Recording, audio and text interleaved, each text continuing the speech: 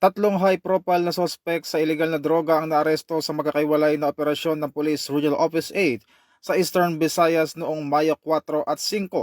Kinilala ang mga sospek sa alias Jepoy, June at Chad na pawang kabilang sa Regional Priority Target kung saan dalawa ay tinuturing na top-rank target at isa ay high-value individual.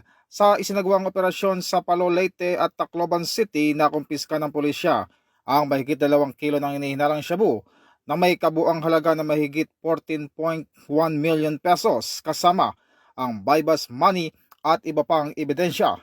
Ayon kay Piero 8 Regional Director Police Brigadier General Jason Capoy, patunay ito na patuloy na operasyon ng pulisya upang wakasan ng drug network sa riyon at ito'y bahagi ng PNP Focus Agenda na Enhanced Managing Police Operation na paigtingin ang kampanya laban sa ilegal na droga.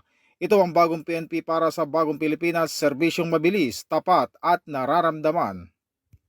Mula po dito sa Campo Crame, ako po si Patrolman Adrian Dayaw nagbabalita para sa Police News Network, alagad ng batas, tagataguyod ng balitang pulis, at ito ang bagong PNP para sa bagong Pilipinas, serbisyong mabilis, tapat at nararamdaman.